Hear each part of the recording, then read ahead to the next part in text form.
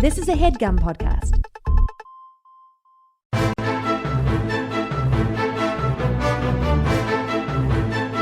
Hello and welcome to the Complete Guide to Everything, a podcast about everything. I am one of your hosts, Tom. And I'm Tim. Tim, how are you doing this week? Listen to this.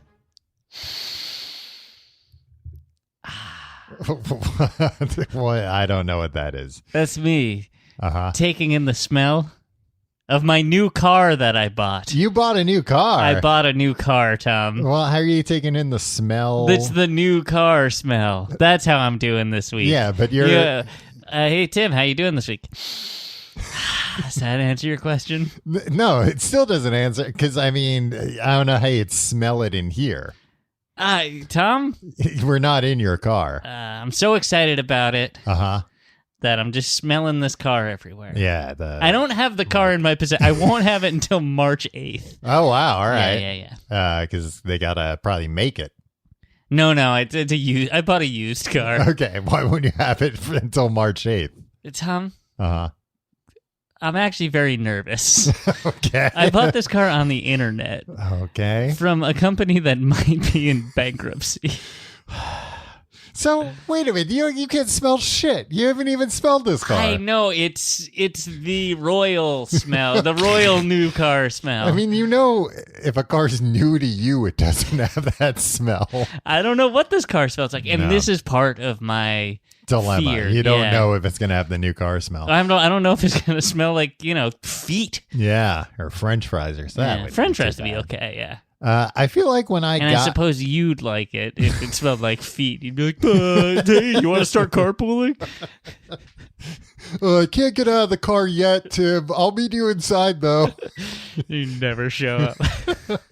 I feel like when I got my used car years ago now, they sprayed like new car smell in it. Yeah. But it was like a bad new car smell. That's the thing. You can't replicate it.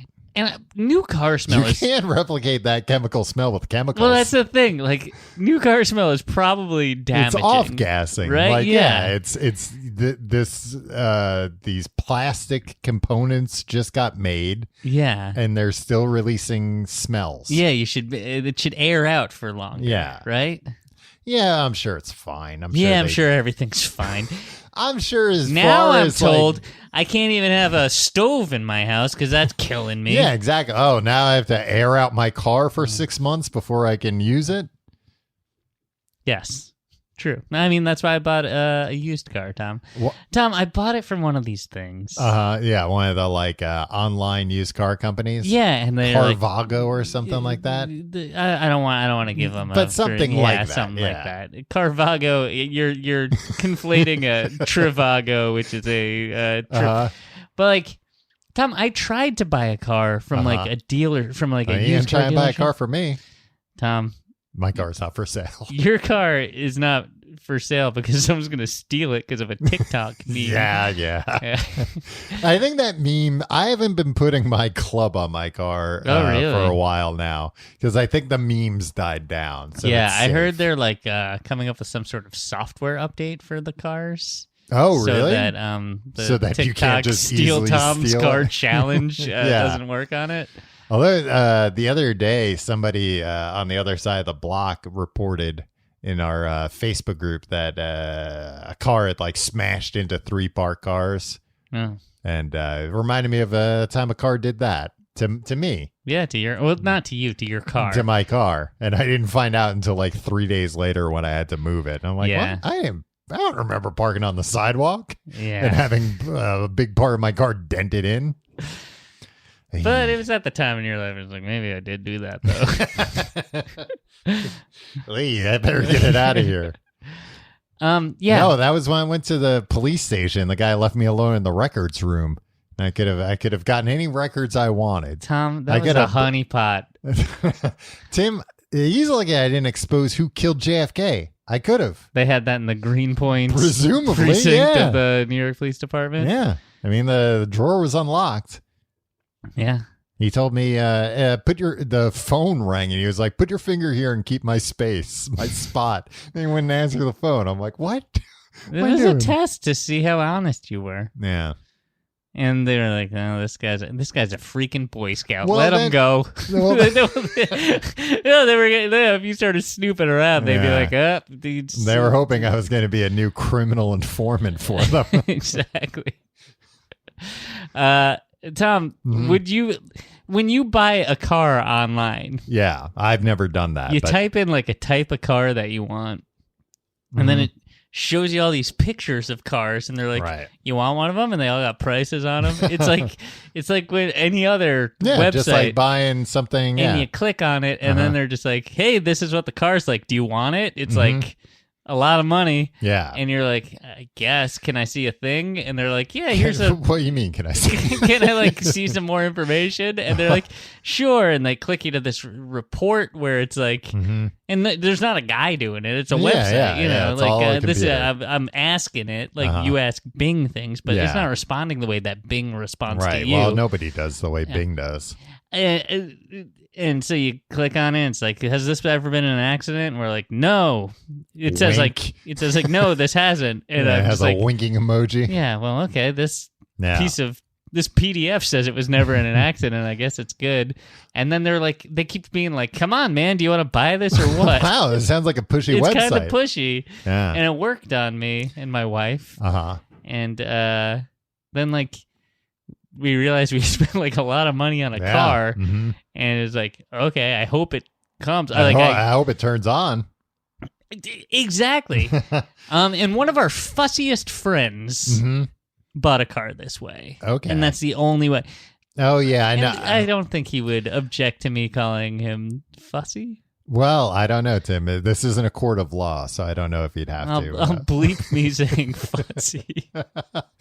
No, I don't think he would object to that. I think he's particular.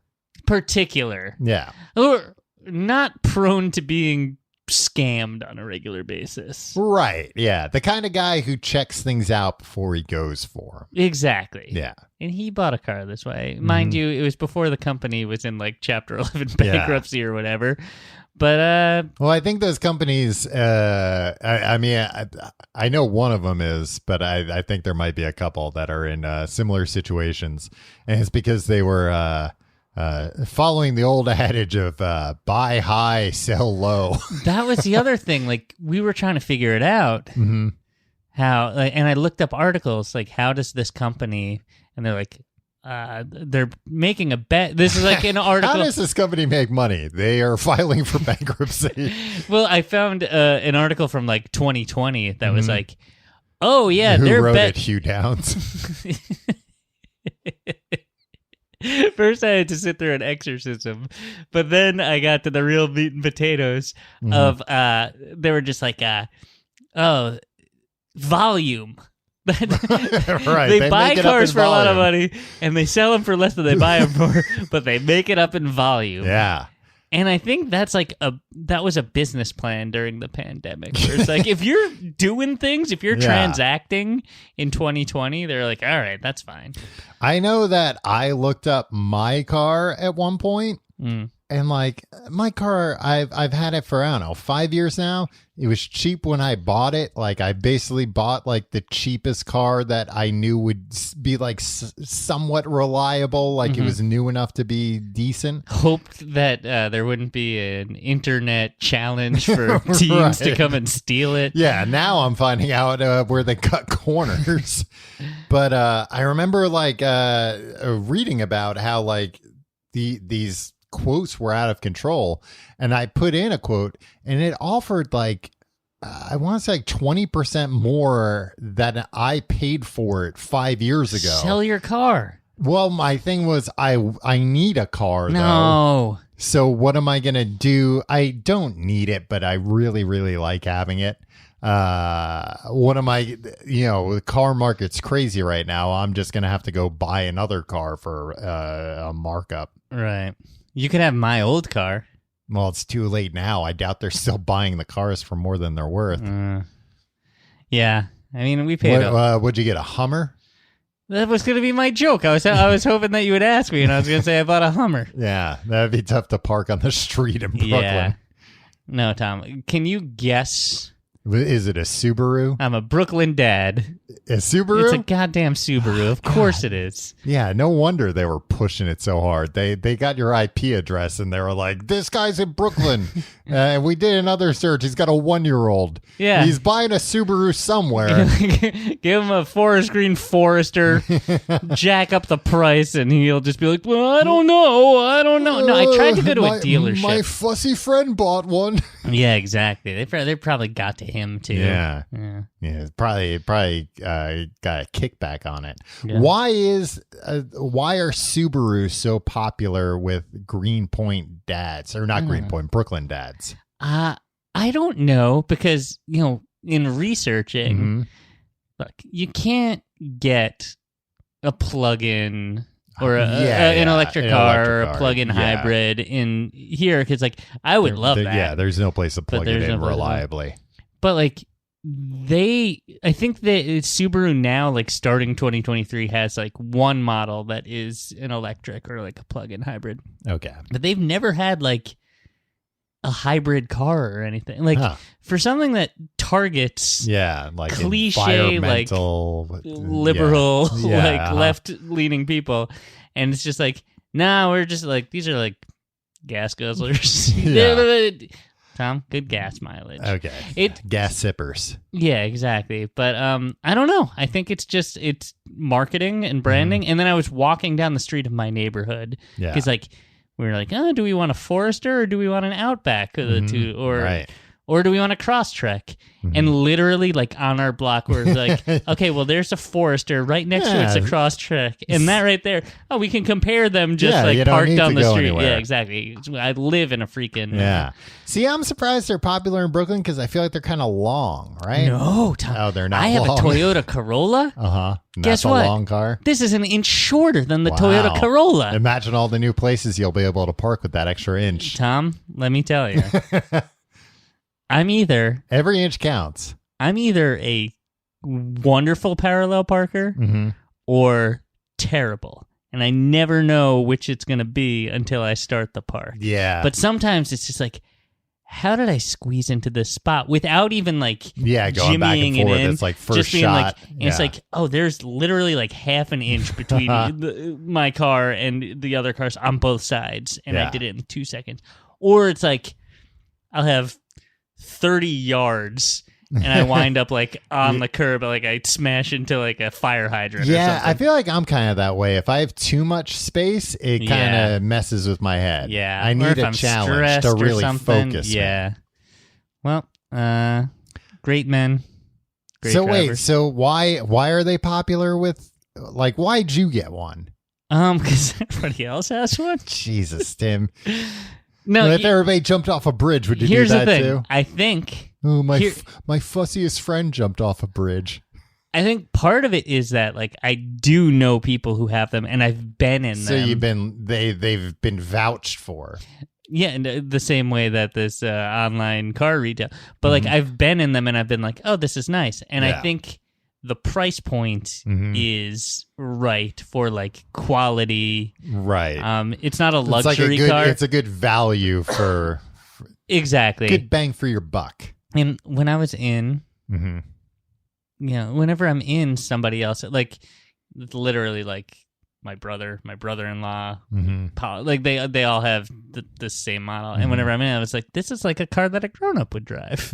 And that's sure, it'd be also a BMW would be a car, but I'm not gonna spend that much money. I can't. So you're telling me you're not gonna get flames painted on the side of this one? This one comes with the flames already painted on. You said it's a car an adult would drive. Oh, that's what you meant.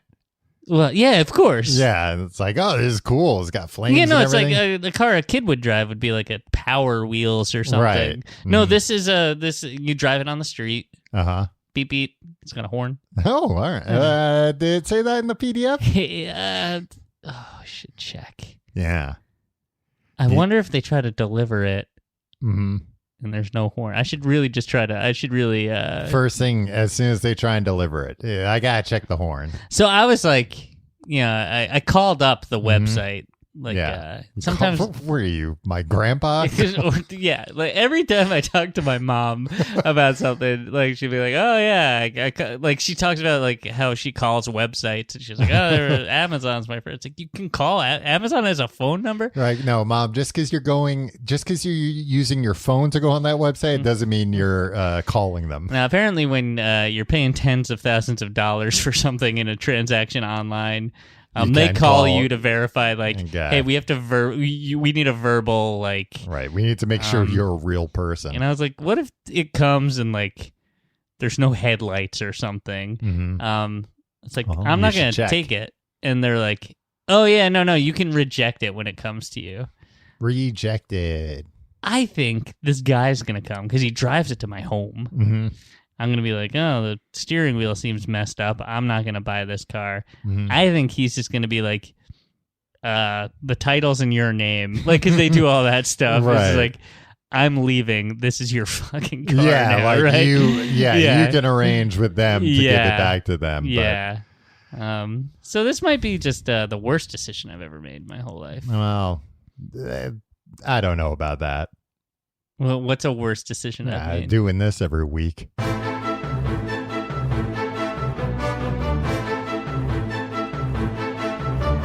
Tim, this week, a lot in the news about balloons. Yeah, enough vroom vroom, more balloon. Because all these balloons have been getting shot down left, right, and center. Huh? Yeah.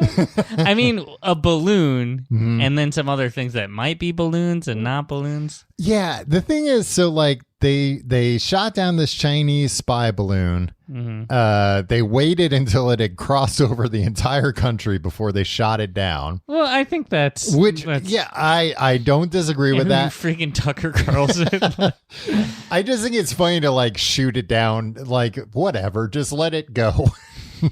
Like either shoot it down before it gathers information or just like whatever, it'll float into the ocean. But because of that, because there was like criticism. Also, it's a balloon. Yeah. Do you have to shoot it down? Can't they just like go up there with like a net and just like it's too high up for a man in a net to get up there. Yeah, you get a guy, one of those guys that walks on the wing of an airplane. Yeah, it's too high up for a wing walker. What about the guy that skydives from the stratosphere? You have him go up there. Noah Baumgartner? Yeah, and then you just have him tackle it midair and he wrestles it down. He's to the not ground. good at catching balloons, that guy. Just good at jumping. You get David jumping. Blaine up there. That's true. Well, attached to all those balloons. Yeah. And he goes up there and, he's like, I'm one of you. I'm one of you. I mean, all these, you're asking the government and the military to like do something that makes more sense than firing a $400,000 missile at it to take it down. Yeah, that's true. When like, all those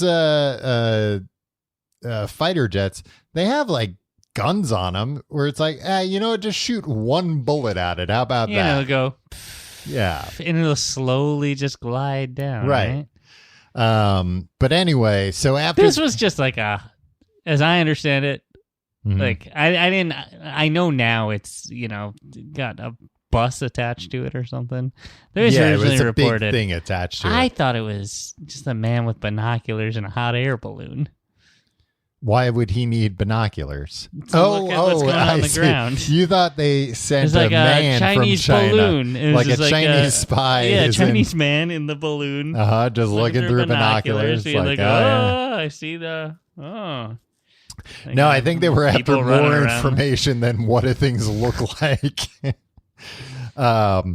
It's weird. I feel like I saw the like American propaganda machine like rolling in real time. Yeah. Because when this first happened, when they were first talking about it, it was like, yeah, it might be from China, but like that wouldn't really make sense because they have satellites that pass over us that are way better than something like this would be. It just kind of doesn't really make sense. And then it was like later that day, like, nope, forget about what we said. It's a Chinese balloon. They're getting sensitive data that they could never get with a satellite. So you think this is a cover story? No, I'm just saying that the initial story was like, we don't even know why they did this. It doesn't seem like that good of a way to get, like, it's, if anything, it's a provocation to, like, you know, be like, what are you going to do? What are you going to do? You going to shoot it down? Right. And you just made the motion of like them poking. Yeah.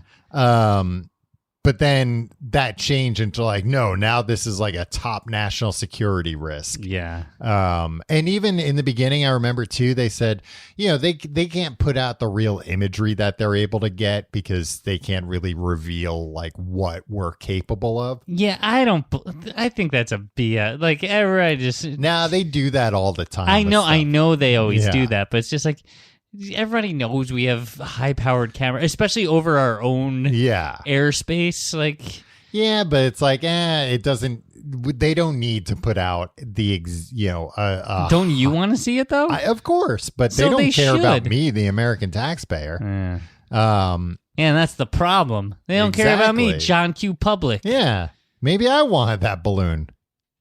Maybe they should just give it to a citizen. Cool. Yeah, they did have to say, like, don't try to shoot it down, right?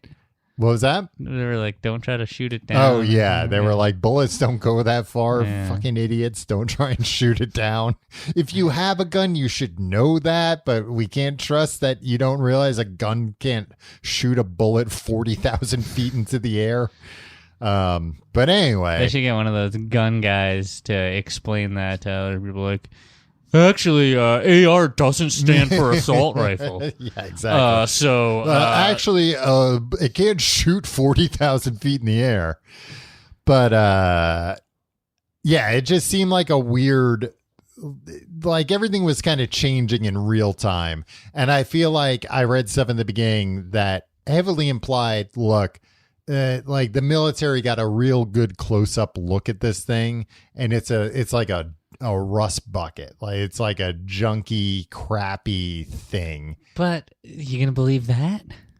Well, yeah. I mean, that's the thing. They could be saying that to make people not worry about it. But then when people do worry, they're like, oh, yeah, we're going to shoot it down. It's confusing because like the shooting down part of it was very much like, hey, look how tough. Oh, you thought we were weak in the White House. Guess what? I told them to shoot it down. Yeah.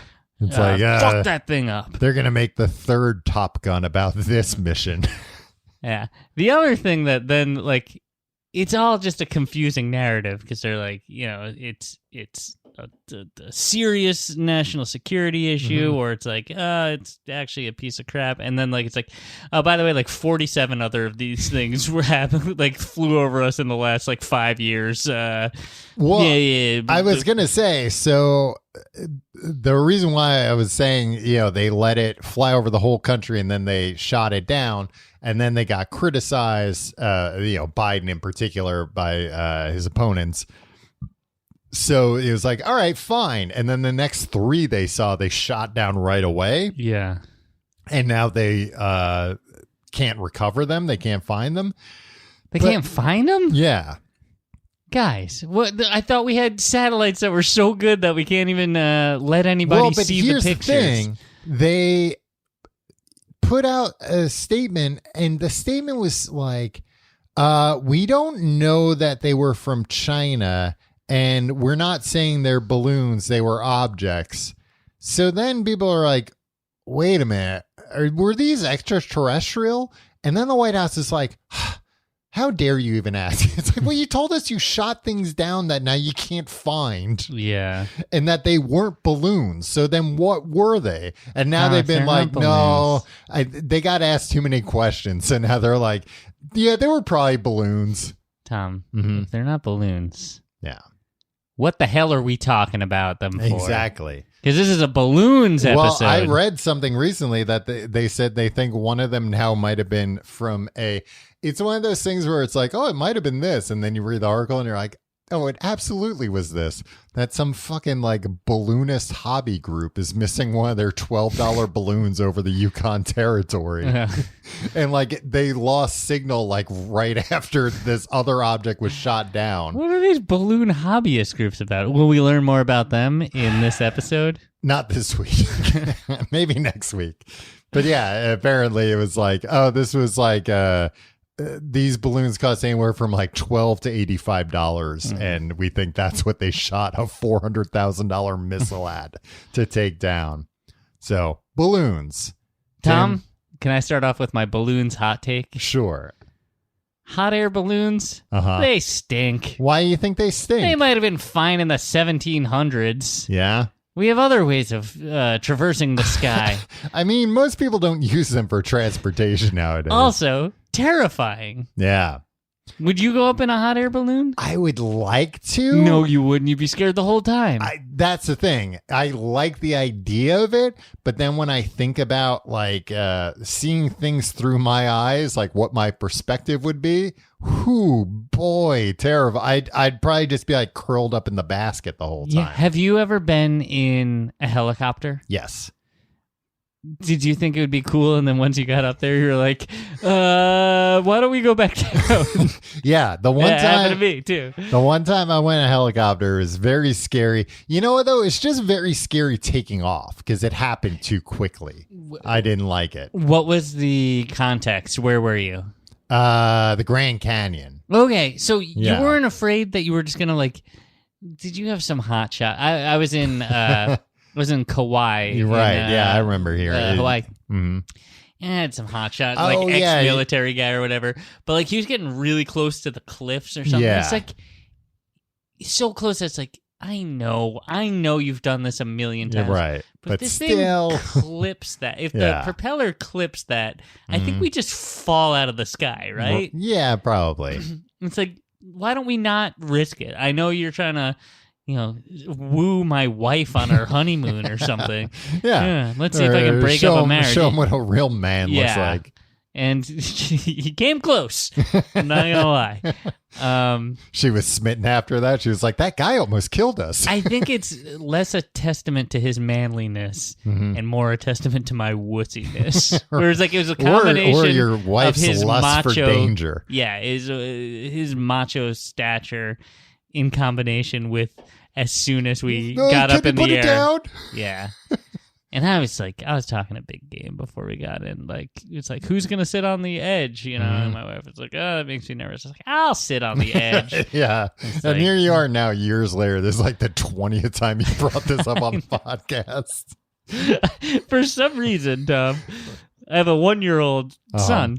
For some reason, I mean, I know. I know how that happened. For some reason, this morning, I had this, like, I recounted this to him.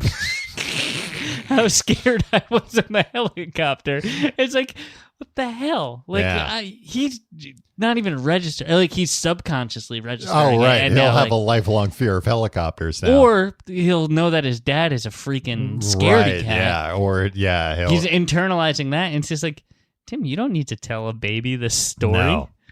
He doesn't know. He doesn't even really know what a helicopter is. The baby's is. Not the podcast. You don't need to tell him these stories. I don't have to vamp for an hour with him. Or mostly I just go like, tickle, tickle, tickle. With him, and like, that's fine. If I could do that for an hour here.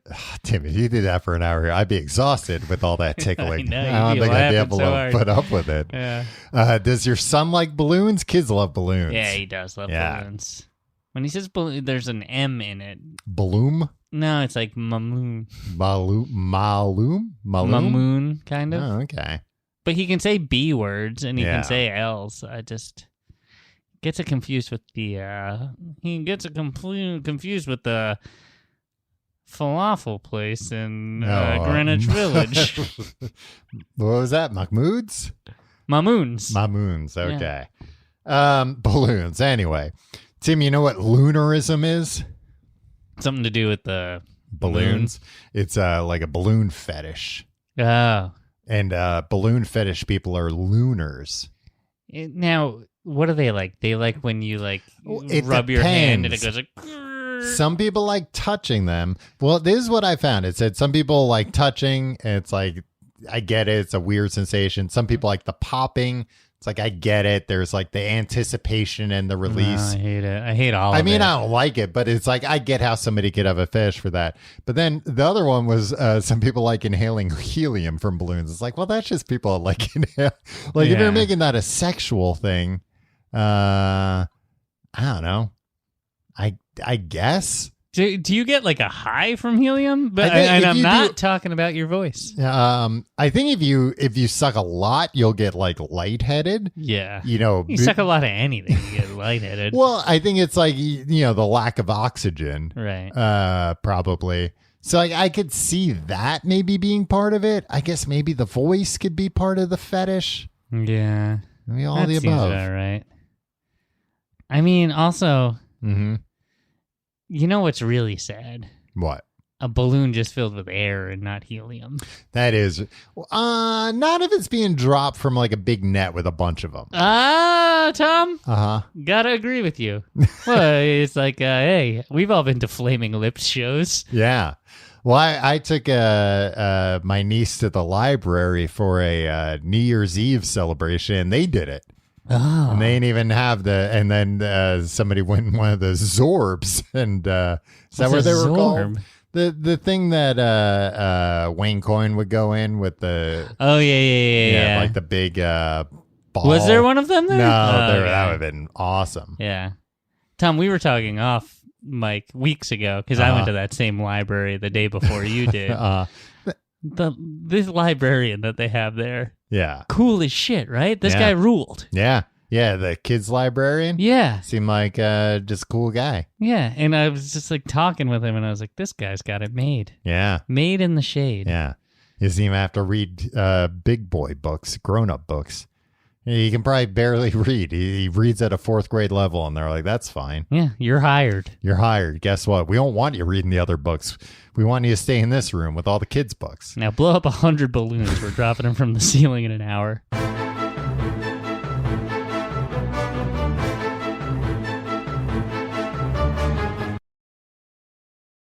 Tim, before toy balloons, I should mention this from historyofballoons.com. Of course. That's the source. Well, I was asking Bing AI about all this stuff, and it just kept referring to historyofballoons.com. So I said, you know what, Bing AI, I'll talk to you later. I got to go to historyofballoons.com. I got to get stuff direct from the horse's mouth, which... Did you tell Bing that? You should... Do you thank Bing? I will this say... This is AI, right? Okay. I will say please. Okay. But once you get what you want, you're not like, okay, thank you very much. No, but if I have further, I'll say like, thanks, that's great. Blah, blah, blah. Now can you tell me, can you give more detail about this? Okay. Because I feel like it's like, it feels good and it's going to give me a better response. Yeah. It's a machine. That's what we There's think. A guy on the other side. If there's a guy, he's pretty smart. Although he's looking things up on historyofballoons.com. I'll get to it later. I did get into a lover's quarrel with Bing about this stuff. But historyofballoons.com, before toy balloons were invented, people inflated pig bladders and animal intestines. Yeah, I remember that from... You remember from your childhood? You know how old I am, right, Tom? No, I think there was a book that we read in, like one of those like Sarah Plain and Tall books or something. And they were playing with an inflated pig bladder. Yeah, something like that. Ew. Yeah. What would they do with it? Just bad. What do kids do with balloons now? Yeah, but balloons are like cheap and easy. Where it's like, I gotta like. Tom, pig's bladders were a freaking dime a dozen back then. I mean, I assume you had to dry it out or something beforehand. Think so. You get the piss out of it at least. You gotta at least rinse get the piss out of it. Yeah, then blow it up. Tie it off. It's wild that like bladders are man's balloon, huh? Yeah, guess so. Because they get bigger when you put water in them. Yeah. Wow, wild stuff. Anyway, popped according to this is true. I want your opinion as a scientist.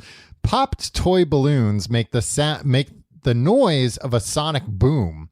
When a hole is made in a balloon, it starts to grow at almost the speed of sound in rubber, which is greater than the speed of sound in the air, which makes a boom. The speed of sound in rubber is faster than the speed of sound in air. That's it starts to grow at almost the speed of sound, which is greater than the speed of sound in air. Is that because the molecules are closer together than in air? Yeah, presumably it's like a little denser. Sure. I mean, I'm because what else makes that popping sound? A balloon, like a balloon pops. But why? What makes the sound? Well, Tom, what if you put a piece of Scotch tape on the balloon and then put a pin in it? Well, that's what I was going to say. I mean, if you took like an inflatable mattress and poked a hole in it, it's not going to pop. Like it's just going to slowly deflate. So it has something to do with how fast that rubber retracts. Right. Yeah, it's about rubber retraction. I think you're absolutely right. All right. History of balloons.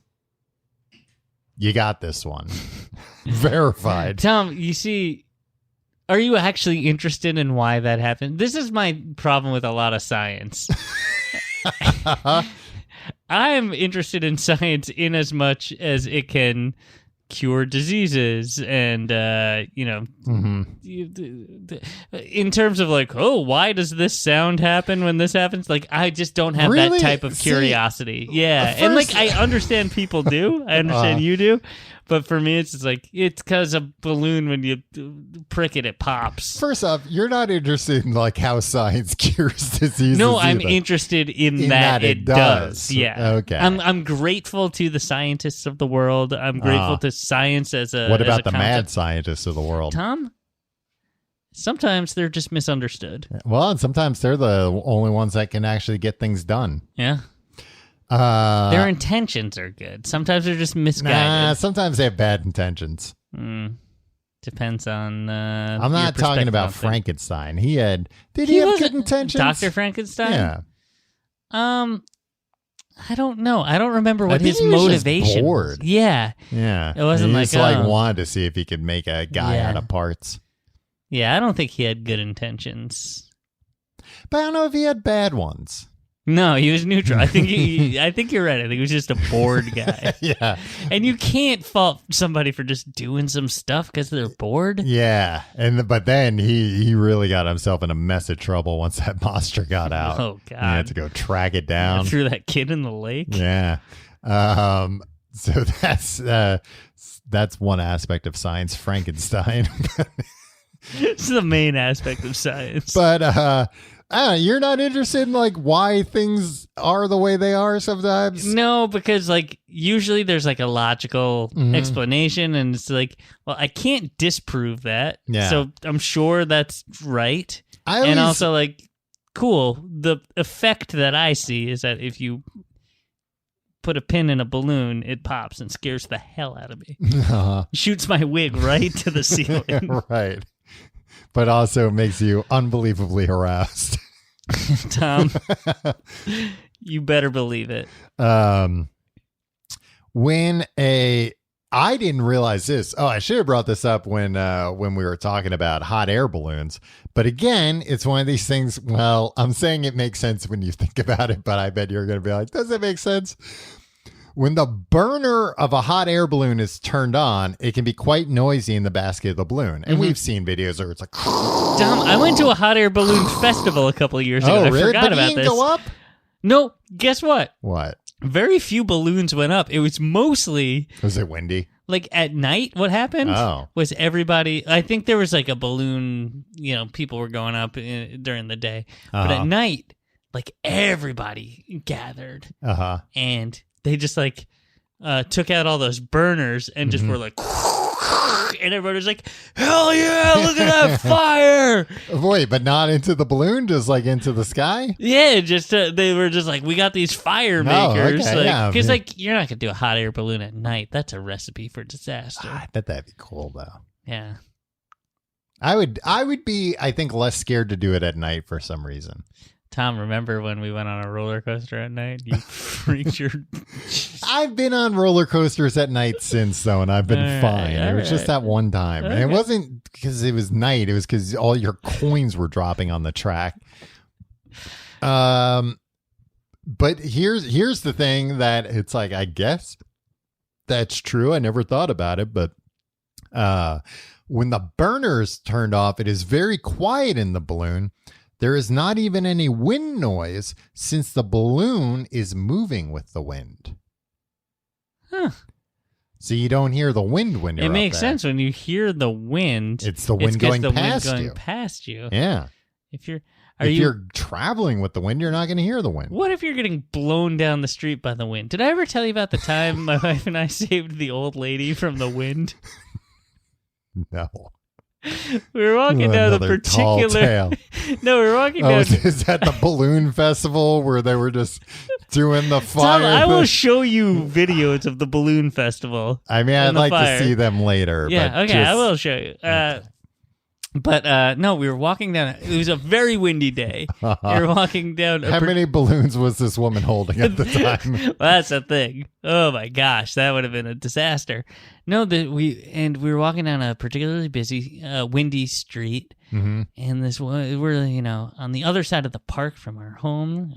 This was when we lived in Queens, and we saw this old lady just like this tiny old lady up against the wall, like shielding herself from the wind. It was windy, but it wasn't that windy. Sobbing. Yeah. And we were just like, oh my God, miss. And she's like, please help me get home. We walked her, like I took one arm and my left, and then like we got to her building. We got her, and she's this little old lady, and we're like, hey, are you okay? Do you need us to like walk you to your apartment? Like, is there anybody we can call? Like, she was very upset. And then this younger woman. You were going to say, and then a big gust of wind came. And there was really nothing we could do at that point. Yeah, she was too high up. No, this other lady came into the lobby, and she's like, hi, Evelyn. Yeah. She's like, the wind. I almost couldn't get home. These two people were, they were so helpful. And she's like, Evelyn, it's always the wind with you. Oh, no. And I was like, can you walk her back to her apartment? And this lady was just like, she'll be fine. She's resilient. And she's like, yeah, she hasn't blown away yet. Yeah. And this lady was so flippant about this one. It was really windy. Yeah, but if it was like every day this happens, I could understand. Yeah, that's the other. But she was crying. I mean, it was an old lady crying on the street. Yeah. Sounds like she's got to get tougher about the wind. No, it seems like she should get younger, but like, I don't know. We'd all like to do that. Put on a few pounds. You'll be less afraid of the wind. She should get a blood boy. Oh, excuse me? A blood boy. What is that? So she can get young people's blood in her veins. All right. I thought that that way she won't be so frail and old anymore. I thought a blood boy would somehow keep her from blowing away. Nah. Like a boy with too much blood. So he's heavier than usual, and he walks her down the street. I was reading about the like invention of the hot air balloon. Mm-hmm. It was the Montgolfier brothers. Okay. Joseph Michel Montgolfier was inspired by laundry drying over a fire and the ash that flew on the hot air to build the first large hot air balloon. His idea, and now I looked this up to be like, hey, around this time, did they know like hot air is lighter than cold air? Mm-hmm. They know heat rises. And it's like, yeah, fucking Aristotle knew that heat rises. Yeah. And like this had like since been proven about air and everything. And apparently this guy didn't get the memo. His idea was that smoke has a special gas, which he called Montgolfier gas, which has a unique characteristic he called levity. Okay, so he had the... See, this is the thing about science, right? Because like... the end result was like he figured out how to make this happen. Right. He didn't know why. It's irrelevant why it worked. And I guess if you want to iterate on it, you're going to have to understand how you're going to have to figure out. Yeah. It's not Montgolfier gas, which has is just the gas, which is just smoke. Which is just smoke from a fire. It has a unique characteristic called levity. Yeah, I guess. Which is like a crazy like thing to come up with as you're watching hot air just blow things up. Yeah. I think all the time, like, man, if I was around a few hundred years ago, I'd be running circles around everybody. I'd have so many inventions. I think the opposite. Oh, really? Because I think there's so many like inventions that I rely on, and it's just I have again my kind of thinking of like, I don't care how any of this works. It just works. Yeah. That like I would be like, if you went back to the past and they were like, build us a computer chip that you talked about. Yeah. It's like, I have no idea how anything works. I know how I'd be able to invent a hot air balloon before these guys. What year was this? This was in the, I want to say 1700s, 1800s. 1808. Okay. Oh, no, it was 1700s. Okay. 18th century. Okay, great. So I was accurate before when I said they're fine for the 1700s. Yeah. But for the year 2000 and beyond, for this millennium, Tom, man, he really did make it his own millennium, huh? He really did. I mean, we're what, fifth through the millennium and still making headlines. Made his mark. On Chris Rock's face. Tim, also I'm assuming this guy, because his name is Joseph Michel Montgolfier, that he was French. Also in France, in 1808, the Grand Prix and Le Pic, two guys. These two guys, they, I think not only had the hots for the same girl, I think they were both necking with the same girl. And then when they like found out about each other, they were like mad. And it's like, well, it's the 1800s. I have to, of course, challenge you to a duel. And he's like, but guess what? I'm going to put a 1800s spin on it. A balloon duel. What? We'll both go up in identical hot air balloons. Okay. And once we reach an agreed upon height, we will, I don't know, flip a coin, and the first person will shoot at the other person's balloon. And then no matter what happens, the other person then gets their shot at the balloon. So there's a potential of just both of them falling to their deaths. I think you would have to be like a pretty quick shot to get that second shot off. Because, and not only this, they went up there with their seconds. So, like, they're like buddies that were like. So, just a tragedy. Yeah. I guess Le Pic had the first shot, missed by a fucking mile. They like built these balloons, which I don't understand how you can be so mad at somebody else, yet take the time to have like two identical balloons commissioned, get them all built. Be like, all right, we gotta make sure this is all fair. Do you think they both during this whole process completely lost interest in the lady? Like they got really into the mechanics of the balloon building. This had to have taken a while. The lady probably married somebody else during this time. They didn't even notice.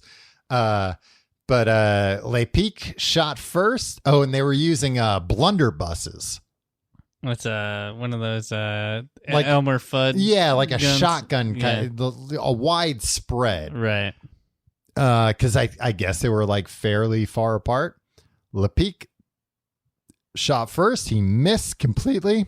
I mean, how do you control where a hot air balloon goes? I think they were tethered to the ground. Okay. So I think they were fair. Apparently, that's another thing that being in a balloon that's untethered, kind of no matter how crazy the wind is, you feel fine because again you're traveling with the wind. But if you're tethered and it's windy, that's it's even worse. Yeah, it's terrifying. Yeah. Did I ever tell you about the time when I saved an old lady from the wind? So anyway, Le Pic shot missed by a mile, and then the Grand Prix shot. I'm listening. Direct hit. The balloon apparently just like plummeted out of the air. It popped like, and these two guys, they said, what they say about the one guy. I didn't take the note. I should have, but apparently like the newspaper, like referred to him as like smashed to bits on a roof. Hey. Yeah. So he deserved it. I think that was the first and only balloon duel. But that's what I was bringing up before, because I got one of these facts, and I was like, oh man, I gotta learn more about this. So I asked Bing AI. Uh-huh. I'm familiar. Bing AI told me somebody was trying to trick me, that it had never happened. Bing AI sucks, right? Nah, it's good. He's like mean. He's mean. He lies sometimes. I like him. It's kind of like you. Exactly. We get along great. Talk to Bing AI all day. Tim, did you know this? That at any given time, or not any given time, currently, there are only about 25 blimps in America. Yeah. I did know that. You would think there'd be more, but then when you think about it, it's like oh yeah, whenever you see one, you're like, blimp, blimp, blimp. I mean, not all of us are like that. But yeah, like what market, like who's going up in blimps? Yeah, it's mostly for advertising. Yeah. You know, the Goodyear blimp, other blimps. What other blimps? I don't know. It's really just the Goodyear blimp that I know about. Tim, oh wow. Tim's showing me the video of this fire festival, and it is pretty cool. Yeah, not the fire festival. Right. Just a hot air festival where they're... I guess the fire festival was a hot air festival in and of itself. Yeah, it's true. But just so you know, I wasn't lying about going to that thing. I didn't think you were lying. You accused me of like 5 minutes ago. You said I didn't think you were lying. I thought you made it up. Well, so while we're talking about hot air balloons, or like, hot air balloons, I guess blimps. Well, blimps aren't hot air balloons. I mean, aren't they? No, because they're filled with helium. That's not hot air. That's true. Did you know when the blimp a dirigible? Sure. Okay. A type of airship, let's say. The Hindenburg disaster, I didn't know that there were 97 people on board. 35 died. I was going to say only 35. That's still like 1 in 3 people. That's a lot. Yeah. But I thought everybody died. I saw the footage. Oh, the humanity. Yeah, that's what I exclaimed when I saw it, Tom. Yeah, me too. Yeah. So I just kind of assumed that meant everybody died. But no, apparently some of them walked away. Did they walk away or were they? I don't know if they walked away.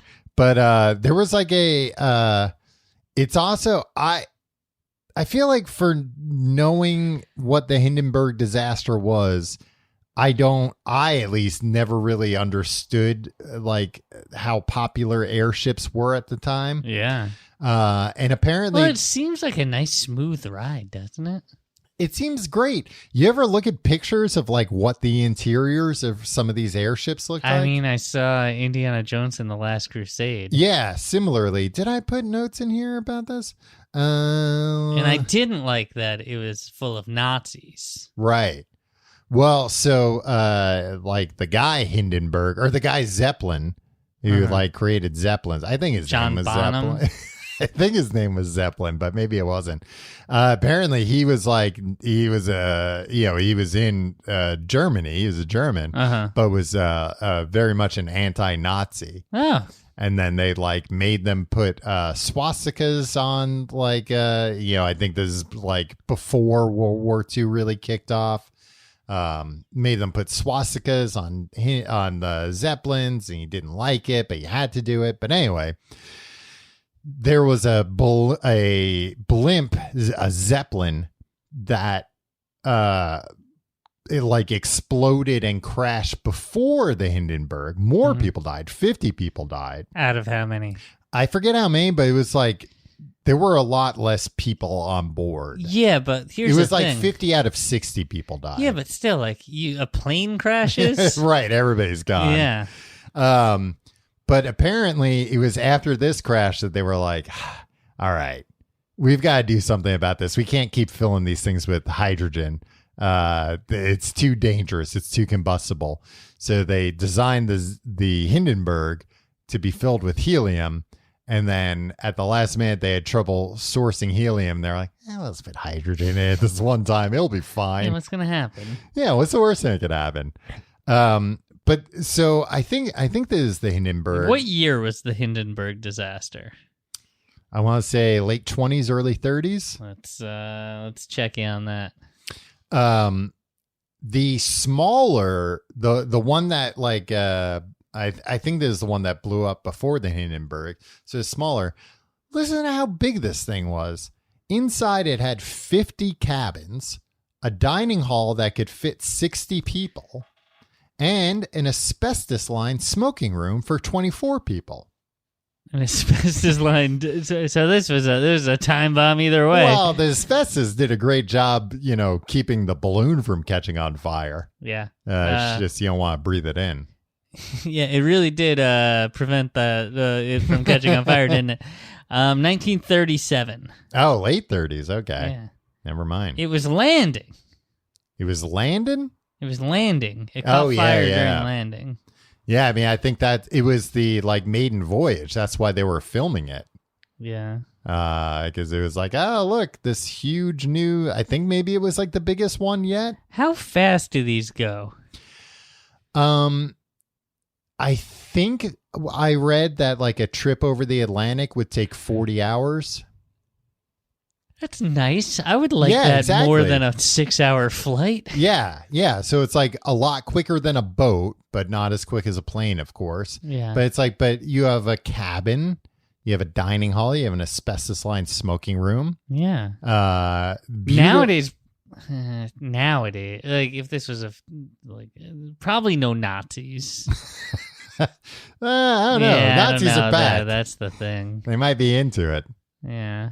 Freaking Proud Boys. Would be we only travel by fly airships overseas. There are always companies that are trying to, get new, no pun intended, new balloon companies off the ground. But I don't know exactly why it hasn't been done. Because I was going to say, I'm sure it's super expensive compared to other travel, but it's but there are people that will pay for it, Yeah, me, yeah. Tim. Well, I don't know. You might not be able to afford it. If it's $50,000 to do this, or or you could just pay I don't know. Why would it be $50,000? That's what I'm saying. It might be very expensive. Why would it be that expensive? Because it's so slow. It's slow, but if it can only transport 50 people at a time. There's 60 on the Hindenburg. 60 people. Well, and it was unsafe. They got to start lower. But I don't know. It's going to be a lot more expensive than a first class ticket on a plane would be. You think? I think so. Especially in the beginning, at least. If one of these companies in the next 10 years comes about, it's going to be more expensive. See about that. I guess maybe it'll see. be a loss leader. Or, Uber was really cheap for a while. Right. Maybe traveling. And I think they're going to have to attract people up there who we all the Hindenburg is all fresh on our minds. Exactly. Well, and along these lines, and I feel like it wasn't talked about much at all. Well, and during this, during this Chinese balloon fiasco, I thought it was going to come up. But did you know, Tim, that during World War II, Japan used high altitude air currents to send fire balloons carrying explosive payloads to the United States? No. About 300 made it across the Pacific, causing some property damage and at least 6 deaths. The U.S. government called for a press blackout on all balloon incidents, fearing what might happen if the Japanese started using them to deliver biological weapons. So it's crazy. 6, civilians were killed. Where? Do we know where? In the Pacific Northwest. Okay. But yeah, 6 civilians were killed by the Japanese military during World War II on American soil. And do you think one of them was D.B. Cooper? It could have been. He could have been to him. Well, their idea with these fire balloons was that they wanted to like start big forest fires. And they were like somewhat successful in that, I guess. It's wild. Like, what maniac came up with that plan? Like, let's start a forest fire in the Pacific Northwest using balloons as an act of war. I mean, I'm sure that it was like somebody hand it to him. Yeah, right? somebody pitched that idea, and I bet his boss was like, "Run the numbers." Yeah, and it's like, look, it'll cost less than one fighter jet for us to make 300 of these balloons, and like, maybe it'll give work. It a maybe shot. It won't. Yeah, it's just a balloon after all. I mean, and if it weren't for the press blackout, it would have accomplished what they wanted, which was to cause panic. Right. Like that totally would have caused huge amounts of panic if it was like, oh, we can be attacked on our homeland from, balloons out of the sky. So balloons have been used that's just one of many examples. They've been used since, I know they were used during the Civil War to scout. During the Civil War, they didn't really have like balloons and muskets, right? What do you mean? They had balloons and muskets? That's all they had. Yeah, but it was like, all right, we can't send a drone or a satellite to see if like the bad guys are over that hill. So we'll just send this dope up in a hot air balloon that's tethered to the ground. Tom, why everything that you've brought up, we're doing a fairly innocuous topic of balloons, and everything you've brought up has been about warfare or violence. How come we haven't talked about a kid at the zoo getting handed a bunch of balloons and then flying off into Tim, that's not what sells. Only wars sell. I guess so. If you like the show, you can find out more at tcgte.com. You can find all our social media links there. Check out our Patreon. Check out our Reddit, our Discord. Our Patreon specifically is patreon.com/complete guide. Tim, last week you ran a poll to see which Bronte sisters book we would read, but you also included a mystery book, and I feel like the vote got split too much. And the mystery book won, and then you revealed that the mystery book would be 2 books from the Bible. If you're not familiar with the Patreon, there's a lot of like lore that builds up over there. But don't worry, it's not that impenetrable. Yeah. So this week we're reading the book of Genesis. Patreon.com/complete guide. When you sign up, you get all the back episodes. You can catch up on all the lore that led to us reading the book of Genesis. Next week is book of Revelations. Yeah. And then we'll go from probably there. Onto Wuthering Well, Heights. actually, I was thinking about for the movie that maybe we should do Indiana Jones and the Last Crusade. Because that's about the Bible. Sure. And balloons. All right. Sounds good. I was also reading about guys who have gone up homemade balloons. Mm-hmm. Oh, yeah. A lot of these guys. Well, yeah. They're kaput. So Larry Walters was one of them. He used 42 helium-filled weather balloons. He attached to a lawn chair. He thought he would ascend to a height of a few meters. Instead, he reached 5,000 meters. He safely landed. They made like a movie about him, right? Yeah. This is in 1982. This happened. Yeah. But then a Japanese guy did this in 1992. A Japanese Coast Guard airplane saw him on... Oh, my God. So he took off November 23rd. A Japanese Coast Guard airplane saw him on November 25th, somewhere 800 kilometers offshore over the Pacific Ocean. But after that, he was never seen again. And then in 2000... Tom, you neglected to say this. The first guy? Yeah. Larry Walters? Yeah.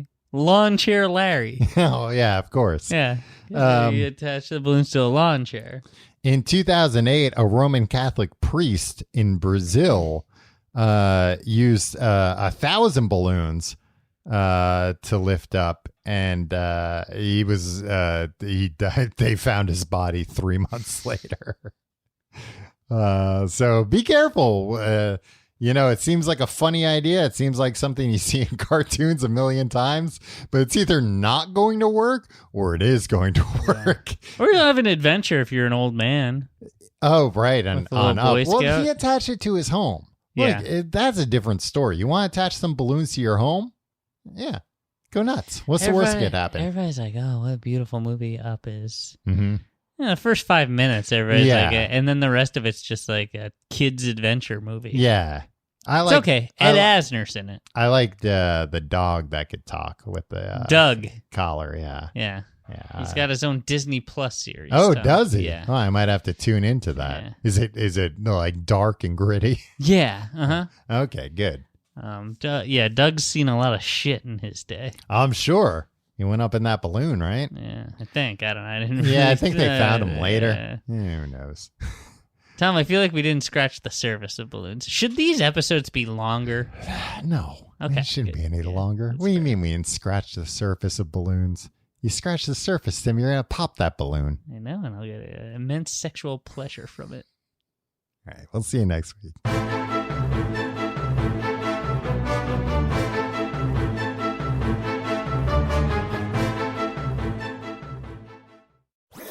That was a HeadGum podcast.